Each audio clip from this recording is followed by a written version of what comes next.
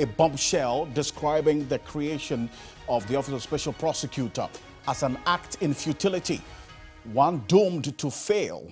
Is there any merit in the Speaker's verdict on the OSP? We have a conversation on this tonight. Stay with us. We're getting to a lot more of it. Also, President Akufo-Addo and the Speaker of Parliament, Alfred Ocansey, petitioned to cause the revocation of the law that permits mining in forest reserves. We hear from the petitioners why they are not in court, but rather petitioning the President and the Speaker. We'll get into it here on Ghana Tonight. Stay with us.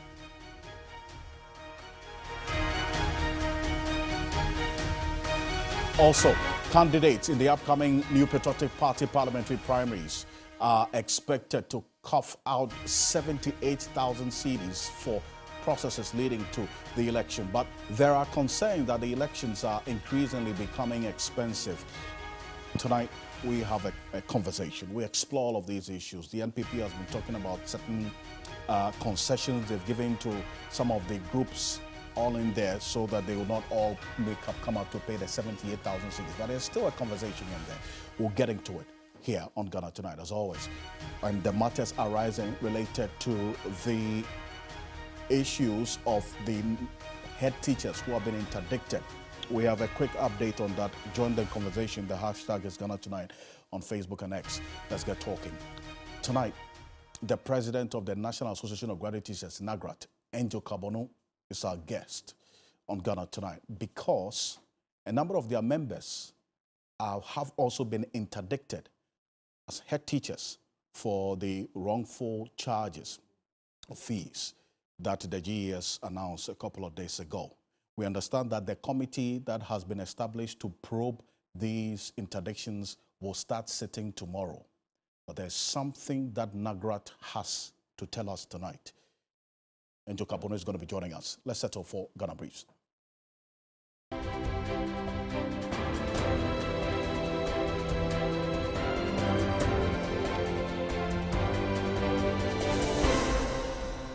The Office of the Special Prosecutor was doomed to fail. The assertions of Speaker Alban Barbin, who has been wading into conversations surrounding Ghana's foremost office to dealing with corruption.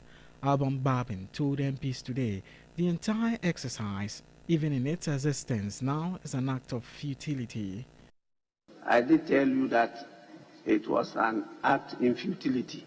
You were not going to achieve anything from that, but you went ahead to pass it.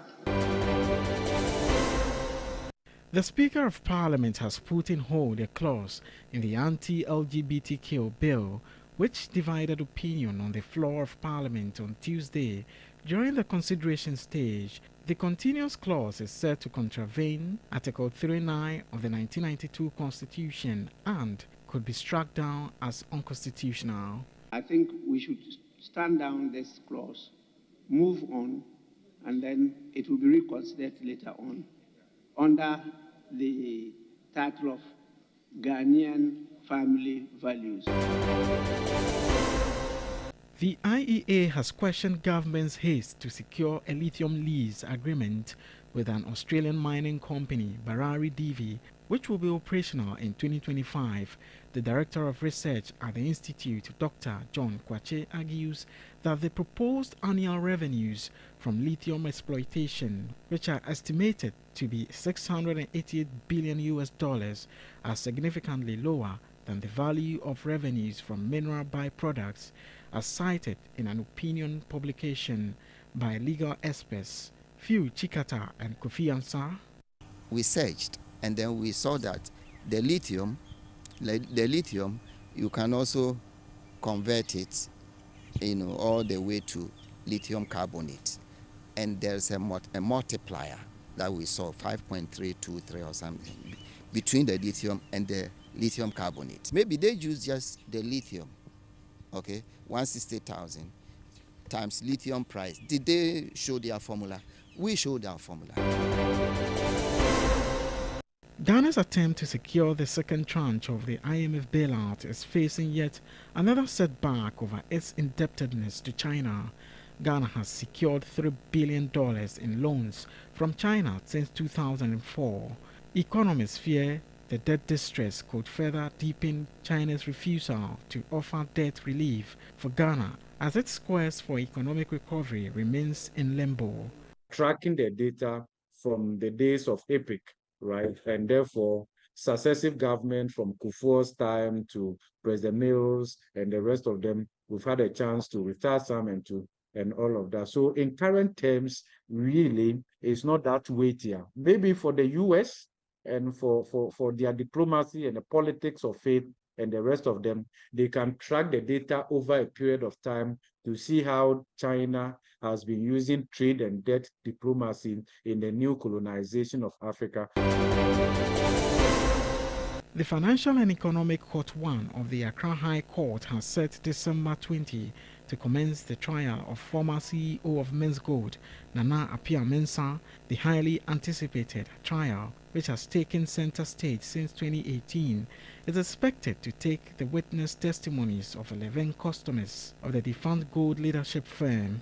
At the end of the day, both sides want justice, and even though we have extended our definition of justice to include the retrieval of our money, we are happy the court tried in several ways to give some guidance to the accused side.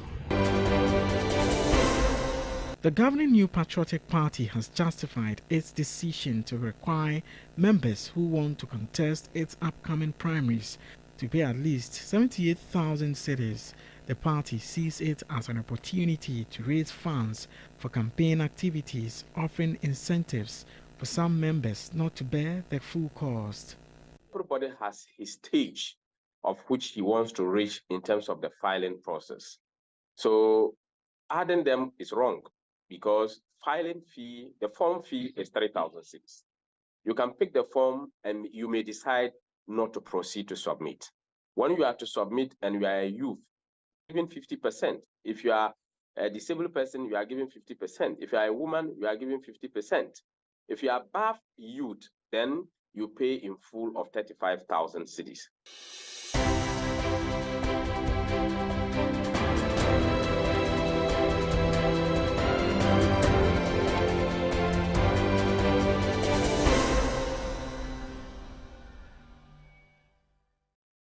There's more news on 3news.com. Make some time and visit 3news.com. This is Ghana Tonight. Coming up next, Speaker of Parliament Alban Sumana Kingsford Bagwin has said the creation of the Office of Special Prosecutor is a mere act in futility. The Speaker explained while the House was debating the appropriations bill on the floor of Parliament that the functions performed by the OSP are not any different, in his view, from the ones performed by the Attorney General's office. And I want to hear exactly what the Speaker said. We'll connect with a few people on this particular position or the verdict by the Speaker on the OSP. Take a look. Office of the Special Prosecutor, I did tell you that it was an act in futility. You were not going to achieve anything from that, but you went ahead to pass it. I disagreed with you, but I was alone. Well, I'm very clear in my mind that that authority is embedded in the powers of the Attorney General, constitutionally. Who delegated to who? No, but that is not what you put in the act. What you just need to do is to fund the office of the Attorney General well and remove the Minister of Justice. You separate the two. Minister of Justice is a political appointee. The Attorney General is a technical person. And he only is ranked in conditions of service to that of a minister of state. It doesn't mean they have to be incorporated to. Oh, I'm talking about the Constitution.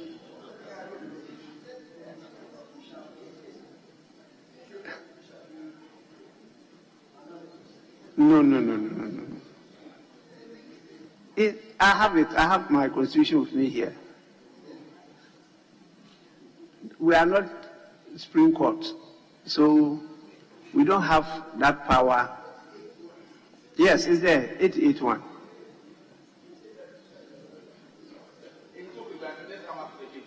I have no problem. I have no problem with Attorney General being a minister. I'm only saying you separate that from the Minister of Justice. Yes.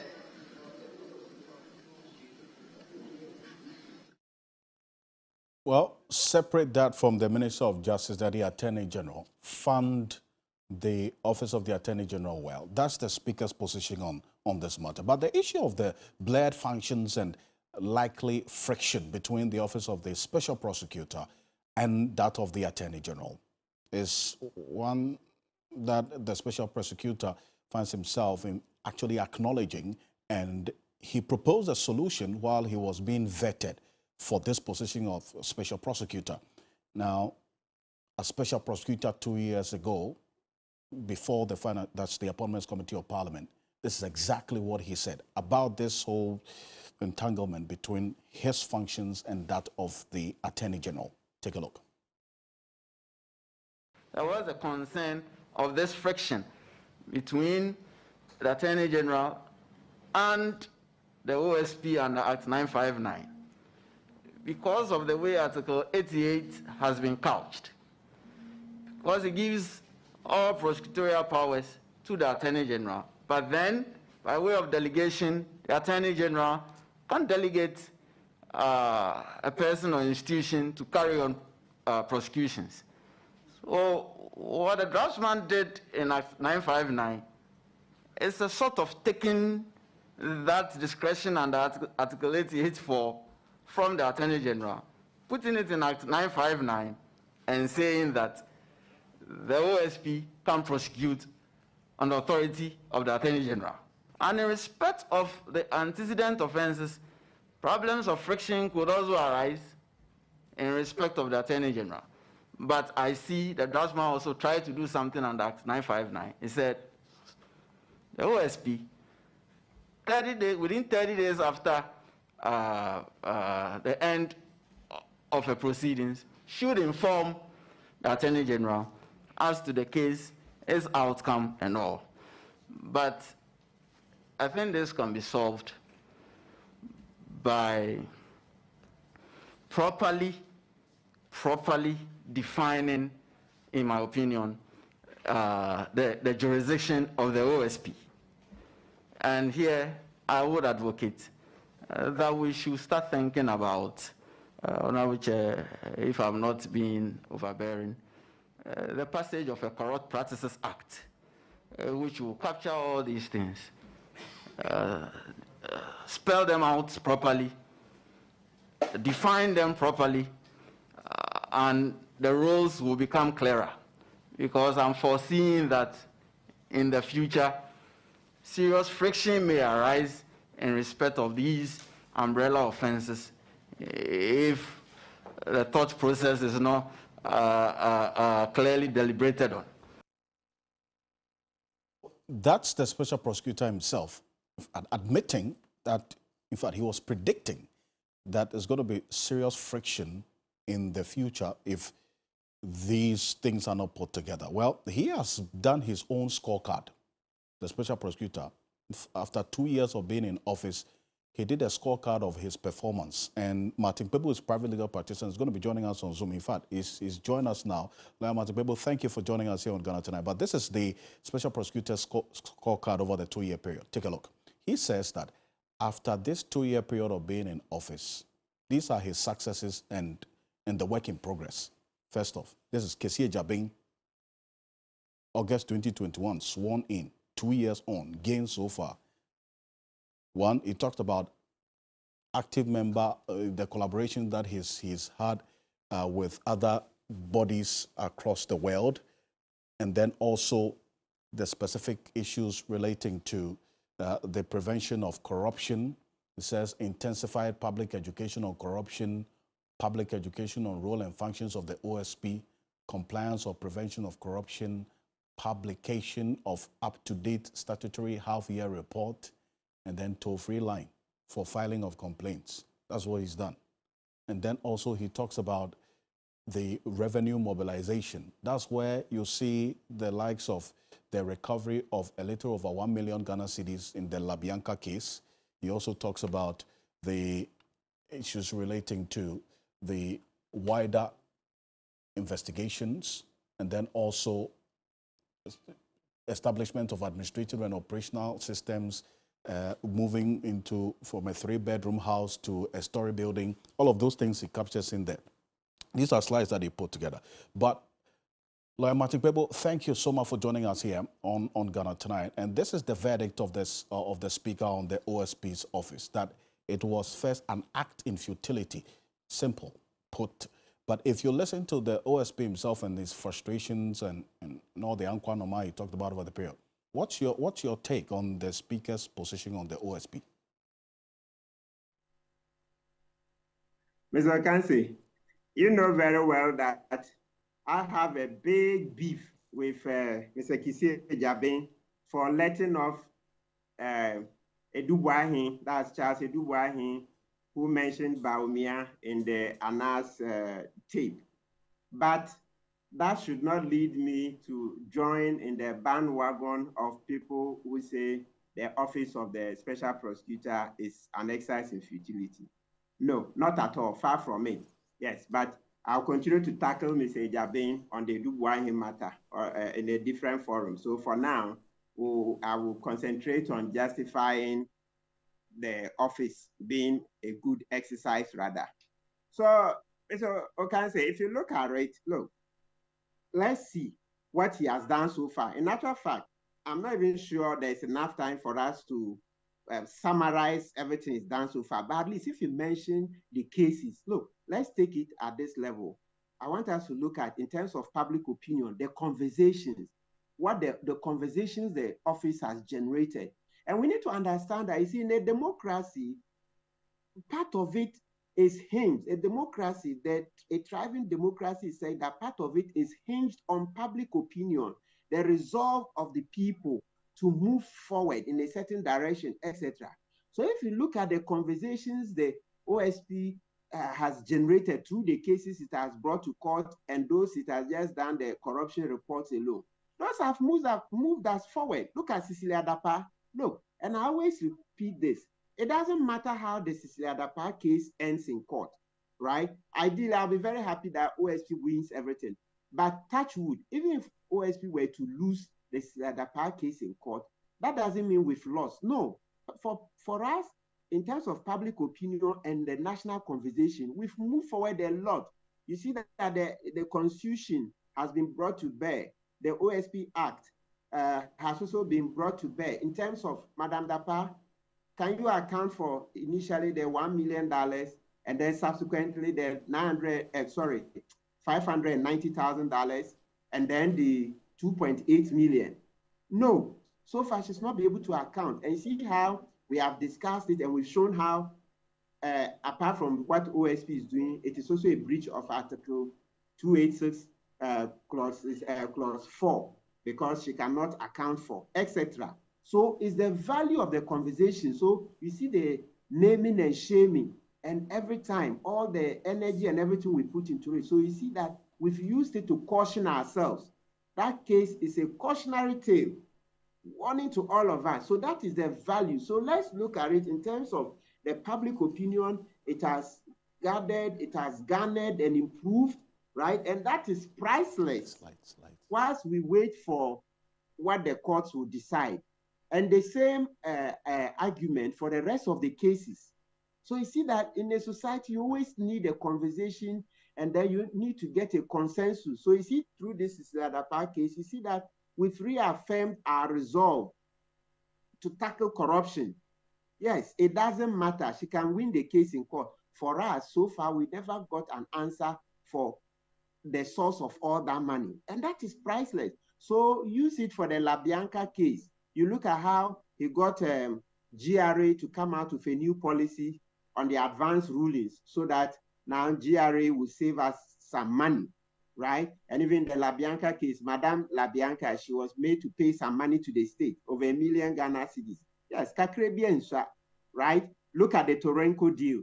The Torenko deal, that's the most recent one the Mr. Jabin jumped in. It's good because the Tema oil refinery workers have been crying that, hey, this Toronto deal is daylight robbery. It is daylight robbery. They are about to fleece us. They just want to take the refinery for next to nothing. Right. Stop it. Stop it. Before OSP came in, Attorney General also did very well. Kudos to him. He was first to come out. Okay. That no, he Look, said Martin the Bebo, so deal doesn't add up. In fact, as you outline all of this and all of the achievements or the positive interventions that, based on that, you support the OSP, the Speaker is contending that the powers giving the special prosecutor should have been left with a non-partisan Attorney General while creating a separate Minister for Justice who will be a politician or a political appointment. So he makes the proposition for a non-partisan Attorney General. How about that? Could that also, if in place, have achieved all of these that you have just outlined?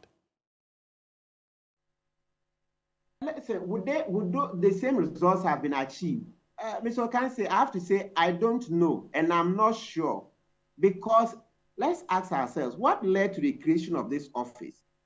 What led to the creation was that through national debates, etc., eventually there was a consensus that it's too much, that's so far in our democracy, it's too much for an Attorney General to sit in cabinet and then also prosecute his colleagues in cabinet and those who are not in cabinet. So I'm talking about the ministers and other government appointees. That was the state of the national opinion. That was the consensus that was reached. Yes, it may happen that you can say, oh, some attorney generals are very strong. They can prosecute, they don't mind. Martin Amidu would have been #1 in that category. But not every attorney general is in the mold of Martin Amidu.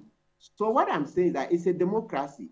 Collectively as a people, the debates are followed. I think we all finally agree that it's better we let somebody who doesn't sit in the cabinet, somebody who is not a minister, do that job of the special prosecutor. And this is not the first time. Before this Special Office of Special Prosecutor Act, in the 80s, and is it up to early 90s, we had the special prosecutor too. So there was Lawyer Pierre. He was a special prosecutor. So he used to do this job. So this is not the first time. So we just did some Sankofa. So it's the state of the public opinion and the consensus we reached. So right now, it's a tricky question to say, oh, could the Attorney General have done it? No. But I also would support the part of the Speaker's statement that says that let's separate the office. That is to say, a Minister of Justice should be separate from the Attorney General. Yes, I agree.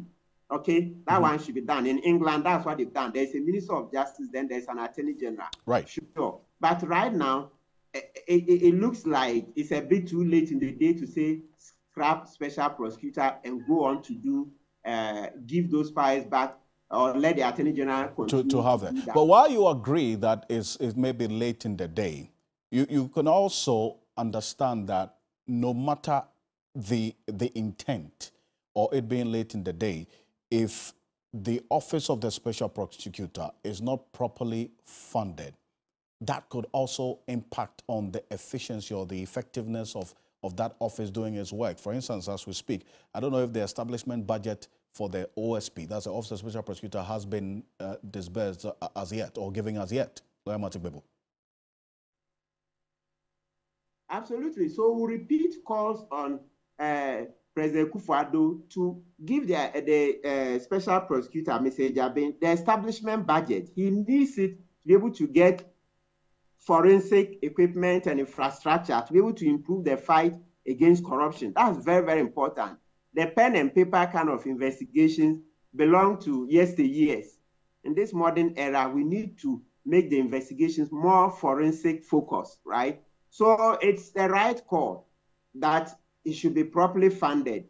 Yes, okay. But the fact that it's not been properly funded, as Mr. Speaker rightly stated, does not mean that the office is an exercise in futility. No, the office has done quite a bit and it looks poised to do more. Let's continue to support the special prosecutor. But Lawyer Martin Bebo, final before I let you go, when you hear the special prosecutor himself pour out the lamentations and frustrations about he being Antoine Omar and so on. That feeds into that position by the special, that's the speaker, that, look, in all of this, yes, intent was good, but the gentleman is frustrated. Take a look. Let us bring before you the body of our investigation as evidence. And if you look at it and you decide that the evidence does not show up to the standard of proof required in criminal cases, then you can dismiss it. But don't prevent us from doing our work, from investigating. It is dangerous. As I said, I wasn't sounding as a prophet of doom, but there is doom looming ahead of us. That very soon, a murderer will boldly walk to court to seek an injunction. Should I feel frustrated and resign? I took an oath when I was sworn in. And in my life, when I take on the reins to do something, I do it to the best of my ability. Those who do not understand tree, please forgive me. They say I'm a Ankwanoma. Me de me cry about for it. Me hear the me to me. So that's a special prosecutor. So Oyamatic people, hearing this and then understanding what the speaker is saying, this Antoine Omar also gives room for all of these persons who question the impact that the special prosecutor office is making in the first place. Lawyer. Absolutely, yes. The Antoine Omar thing, yes, those are to happen. Let's remember that Mr. Jabi is a human being, so, and we are different, okay? He is not perfect. He's not perfect, so he can't always get it right. But by and large, I think it's not bad. Yes, he had to vent his spleen. He had to vent his frustration. I always say this, society says men don't cry, men don't cry. So sometimes we bottle a lot and then it creates problems. So at least he's vented his spleen. He's also heard how the public have reacted, that whilst he vented his spleen, he didn't give us a full picture. Like, he didn't comment about the appeals. What's the state of the appeals? He didn't also give us facts of some of the cases. Not enough information on some of the cases for us to comment fully, right? So he would have also gotten feedback from us. That's why we say, so the conversation is priceless. Right. It's priceless, right? So let's continue by all means. That's how a democracy is built.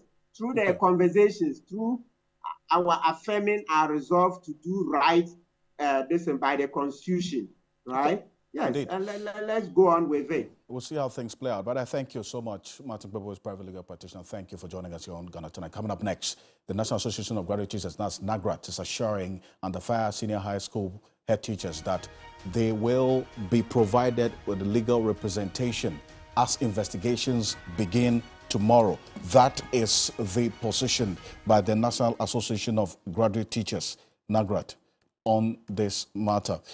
Shortly, we'll be joined by Angel Kabonu, who is the president of the National Association of Graduate Teachers, NAGRAT. But what we're hearing now is that the committee that has been established to look into these interdicted senior high school heads would start sitting tomorrow. Now, take a look at this. Now, we showed you details of about 11 senior high school heads that have been interdicted over the last 2 weeks, in fact, less than 2 weeks, for, according to the GES, charging unauthorized fees. Take a look. First off, we start off with the number one on the list. That's Mrs. Selina Anane Afwakwa of the Kumasi Girls Senior High School. And also, you see there, the Agrikin Zima Community Senior High School, Nathaniel Samoa, the first three. It goes on and on. We have a number of them, as you see there. The ninth person, Kojo Obenga Pia, Mansue Dubia Senior High School in the Ashanti region. And then final one, the 11th, Mrs. Patience Naki Mensah, headmistress of Ghana Senior High School in the Eastern region. 11 in the less than 2 weeks. Now, Angel Kabono is president of the National Association of Graduate Teachers, NAGRAT, is joining us on Zoom. So, Kabono, thank you so much for joining us here on Ghana Tonight. So what's your advice to these head teachers in the senior high schools is that if they have any challenge, regardless of how serious the situation is, they should not take initiative. They should not be creative. They should just wait for government, no matter how long it will take, for government to come and solve the problems? It is the initiative the heads wanted to take in the absence of the resources that government ought to have provided. Unfortunately, government has not been able to provide all the resources that we need to run the schools. So the headmasters and headmistresses attempt to make interventions. Look, as I speak to you, prepaid is in arrears. Monies that are meant for examination are in arrears. So it is not as if government has sent all the resources to the schools. But these headmasters and headmistresses are trying to make possible the challenge situation. For example, they know that there are some parents they can talk to who will be willing to contribute to the school. Now, you say they don't have the right to talk to any parent, and that, if anything at all, the PAs, that is the Parents Association, should do it themselves. They should do it themselves for what purpose? So that they can mobilize resources for the school. So you have a situation where the heads are trying to be innovative. And any time they try to be innovative, they find themselves in trouble, like 11 heads are in trouble right now. So the government says it is adequately, it is in the position to adequately supply the resources to the schools. So let's wait. When the resources come, we run. If there are no examination papers, we don't do the exams. If there are no question answer sheets, you ask the children to bring their own papers. Mm-hmm. So they come and write the exam. Where else do you want them to get the papers from? The papers cannot be generated from the headmaster or the headmistress's house. So this is the situation. And that's the advice we are giving to our colleague headmasters and headmistresses. But I see, Mr. Kabono, let us into the realities of the teething problems that the senior high school heads are faced with. Reason why they are forced in these cases to be a bit creative in solving the problems, awaiting government intervention. What are the realities?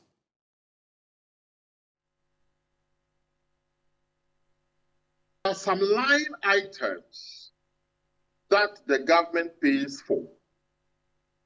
But the money that is coming now is only for perishables. So, for example, when you admit about 1,000 girls into a boarding house, there ought to be detergents of different kinds to ensure the sanitary situation in the school is such that our daughters and our sisters will not be infected by disease. If there are no resources available for the purchase of these sanitary materials, someone ought to pay for them. If you assemble all the students and say everybody should pay 100 Ghana cedis or 50 Ghana cedis or 20 Ghana cedis for the materials, it will be deemed to be extorting money from students. If you mobilize parents and you complain to parents that this is the challenge we are faced and that government subventions have not been paid, and that for your children to stay healthy in the boarding house, we need to buy some of these detergents, you'll be accused of extorting money from parents. So what do you expect the headmaster or headmistress to do? Either the headmaster or headmistress pretends there is no problem for the infections to go on and affect our students, or you take initiative and you'll be branded as collecting money from the students, so you are interdicted. If I were you, which of these two will I opt for? I will opt for the one that will protect my office, certainly. I see. But some who have made the argument, Mr. Kabono, that if these head teachers are taking initiative and trying to be creative to solve the problem, then they must do so formally and write to the GES or the Ministry of Education that this is what they are doing or they intend to do. How do you respond to that? As far as the Education Ministry and GES is concerned, they will not countenance the collection of any money in any shape or form. Look, if the situation is in your school and you make complaints to GES, it is like you are talking to a non-existing God.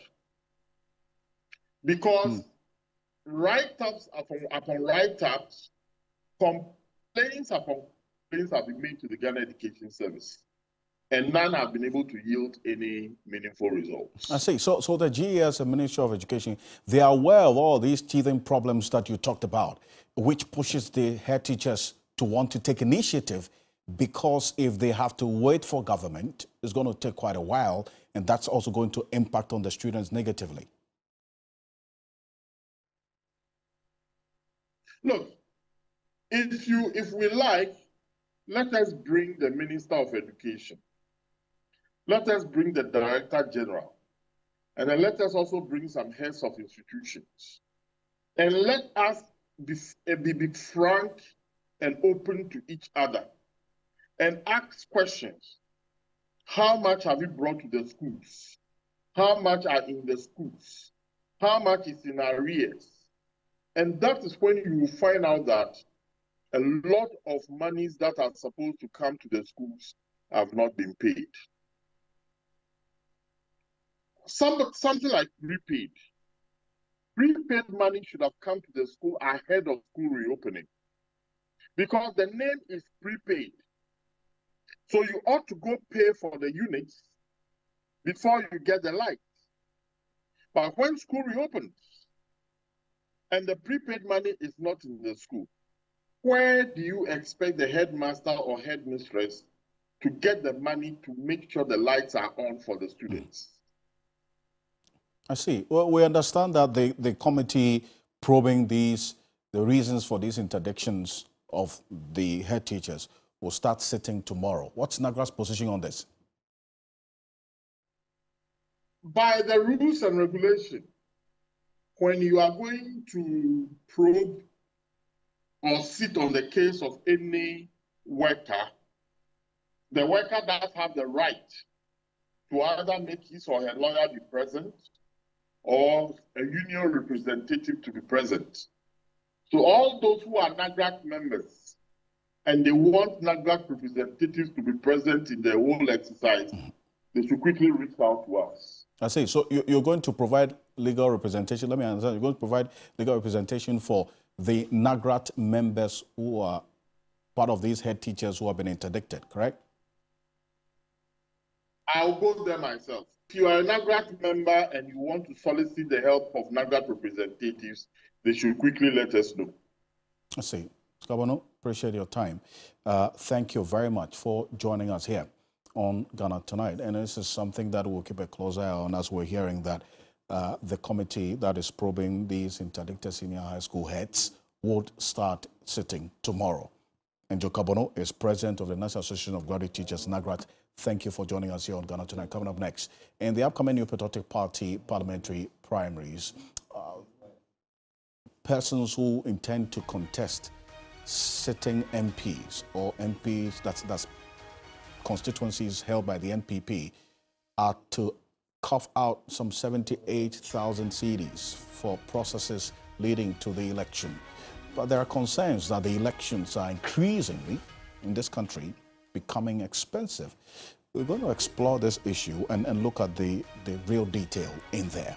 And Dr. Jonathan Asantioche is a political analyst and a lecturer at the University of Cape Coast, is going to be joining us right after this quick break. Stay with us. This is Ghana Tonight.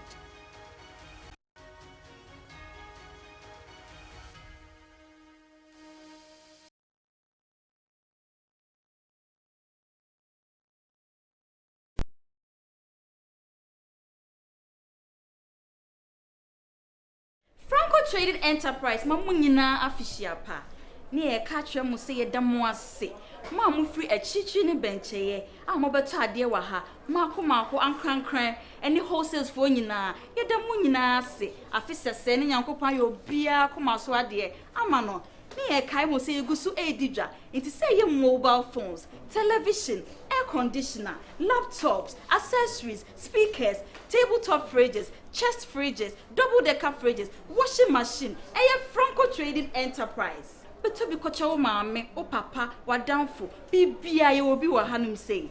Who bet me so a friend numbers here a was screen so, and now say over your website so www.francotrading.com. Franco Trading Enterprise, ye mamunina fishiapa. Serene, pristine, natural. This is Maha Beach Resort, set on the seafront in Atuabo and the rich oil and gas hub of the western region. The warmth of the resort can fill your soul. Our well-receptive environment brings you home away from home. The strand of beauty detailing the state-of-the-art facility makes your stay even more fun within the well-thought-through architectural features, hosting all sorts of fun games. Maha Beach Resort has an assortment of packages for all occasions. Maha Beach Resort, redefining indigenous hospitality. Now it's Christmas time. Spruce up your home for the holidays with our stunning collection of furniture at incredible prices. From cozy sofas to elegant dining sets, find the perfect pieces to create a warm and inviting space for your festive gatherings. Don't miss out on these merry deals. Elevate your home and celebrate the season in style with our Christmas furniture sale.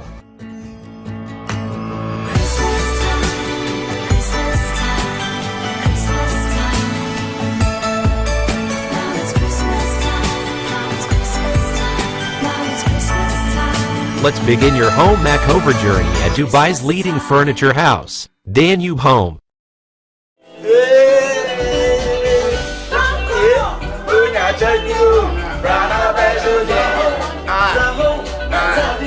That means I come and brave you a higher and then to come by your first day. Papa slide. Washing machine. Obeto washing machine. Wow. Beto hard drive. Obeto hard drive. In a radiator Franco so see and chawadia it when a hard drive. Any atelier and they name my work. Oh, and no more women Franco see a Franco. Check out Nimeka picture Franco Mame. Oh, Franco. Why are there too much? Now me better machine so it means say a so grand. Platform.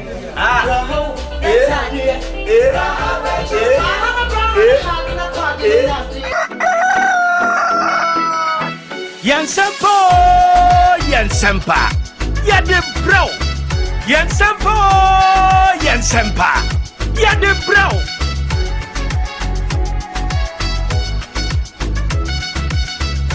It is tiny, troublesome, devastating, and destructive. It causes considerable misery when used without supervision, and it is banned in the fisheries sector.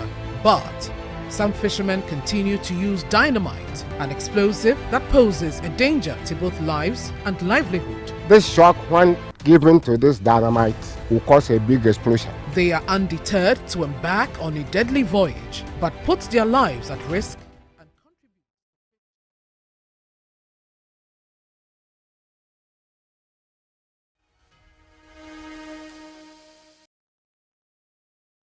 Welcome back. This is Ghana Tonight. Now, we're live on TV3 Ghana on Facebook. There's a feature on 279 all across the world on 3news.com. Now, the candidates in the upcoming New Patriotic Party parliamentary primaries for the constituencies that are held by the NPP in Parliament are expected to cough out 78,000 cedis for processes leading to the election. There have been some concerns about how this feeds into the bigger conversation about how expensive elections are becoming in this country. Now, there are some exceptions to this 78,000 cedis we're talking about, based on the NPP's own earlier release. Take a look at this. This is what the party is talking about, specifically about the various tiers of the persons. Now, in 2024, this is it.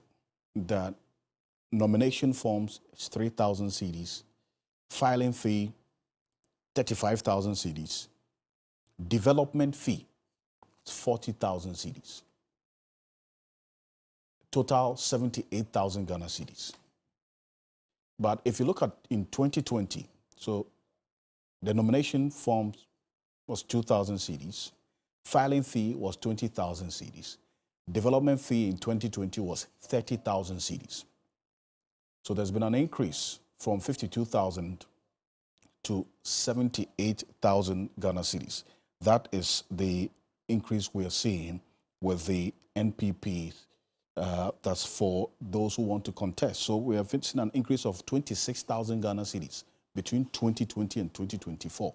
26,000 Ghana cedis.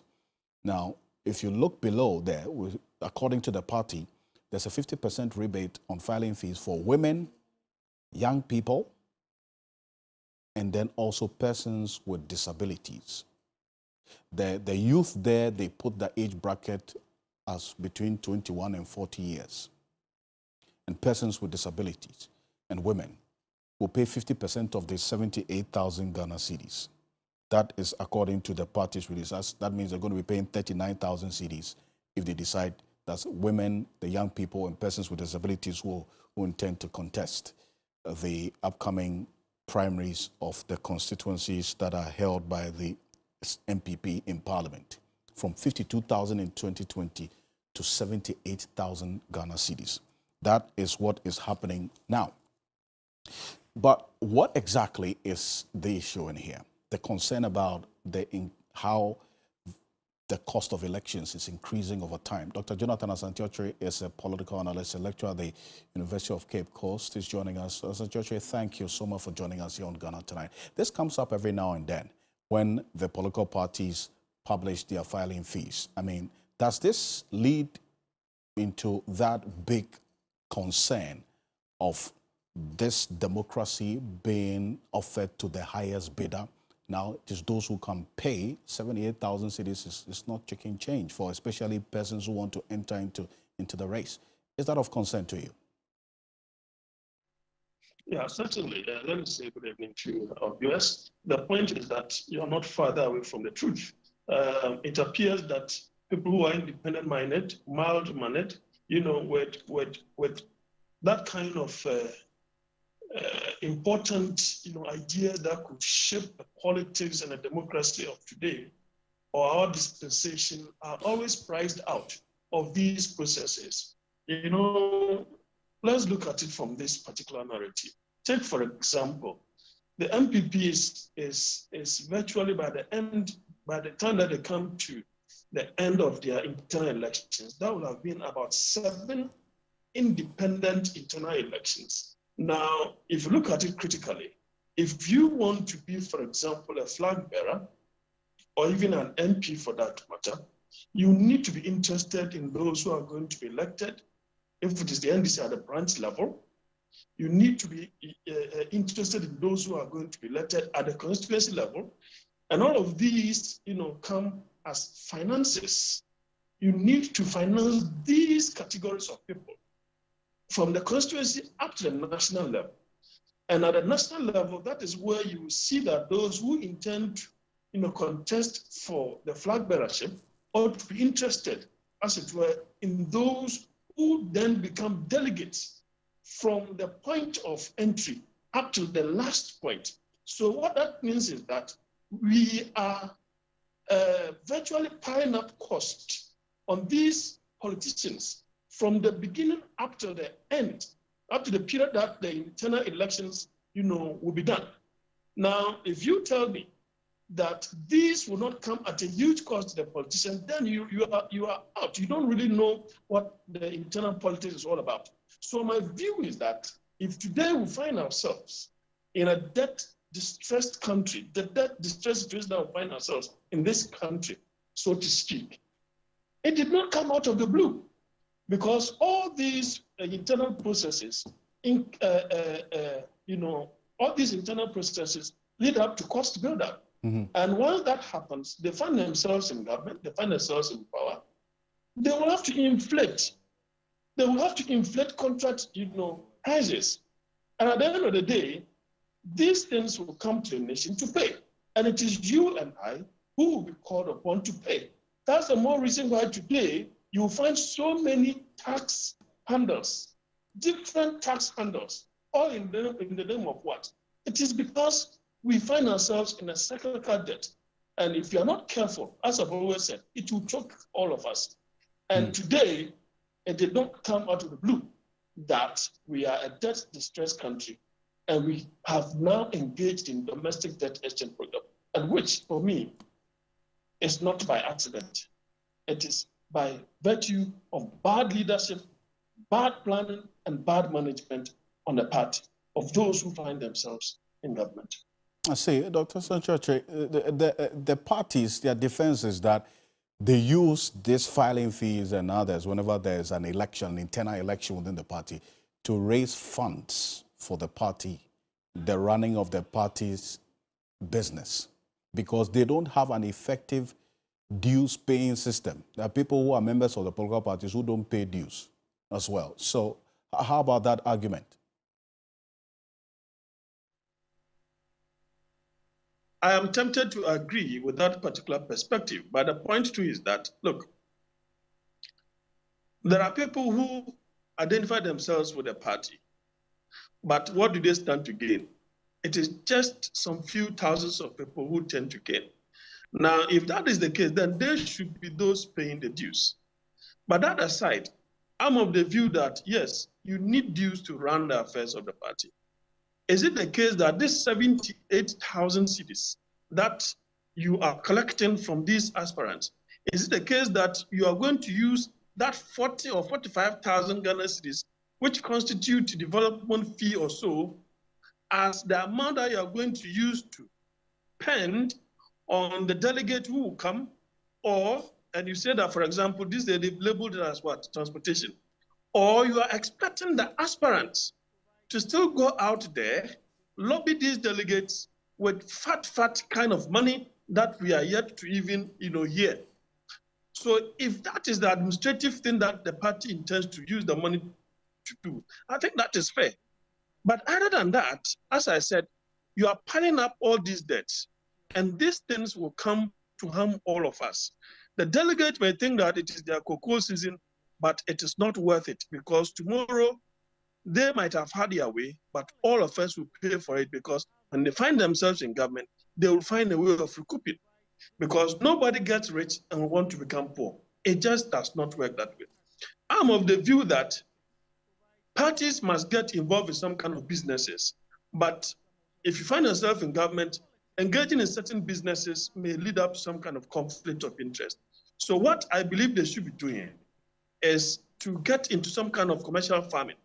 And if you get into commercial farming, that in itself could be a means by which the party could be financing its activities, instead of even relying on power brokers, businessmen who will give you money only to ask for contract, that obviously the contract, the price will have to be inflated so that they'll be able to recoup. And in the end, they don't even do the right jobs that we all, expect them to do. If it is road, they will do shoddy work. Within no time, the roads will become bad. You see, and so on and so forth. So that cyclical thing, we need to get out of this particular cyclical thing.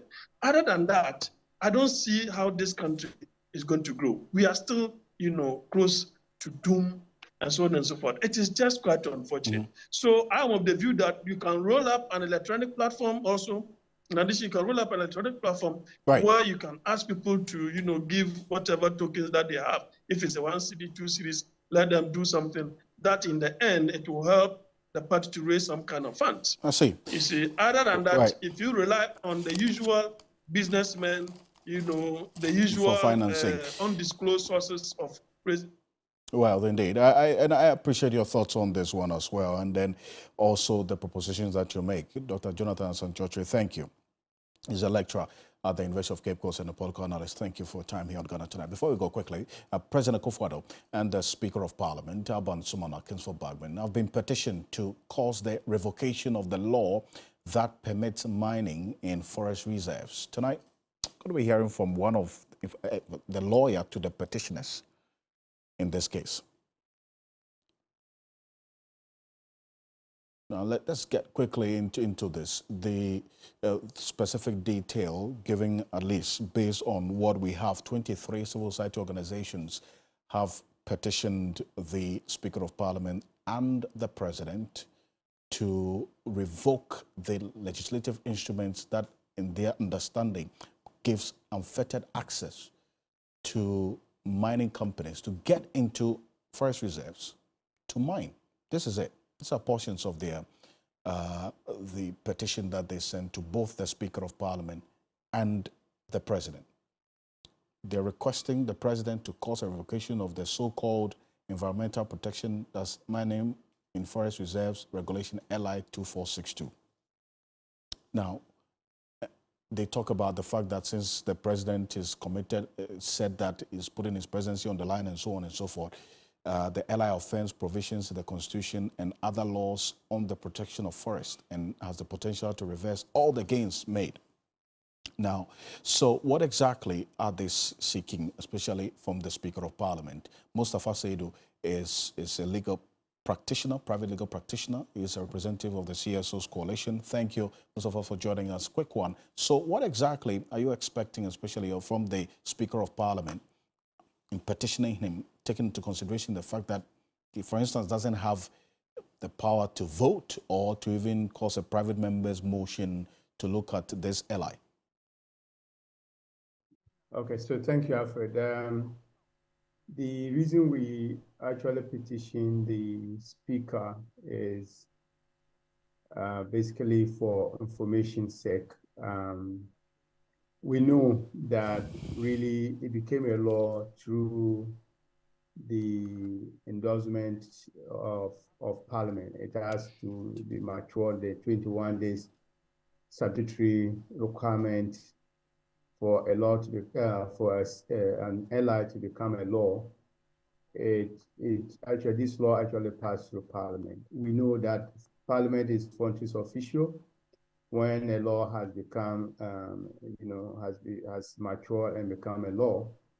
But we think that Parliament should be aware, the Speaker should be aware of this particular, perhaps because of it is a legislative instrument, an LI, it didn't get the scrutiny of the whole of Parliament. And we think that we should be aware of a law which was passed by Parliament, which we think is very detrimental to the environment, not only environment, to all of us.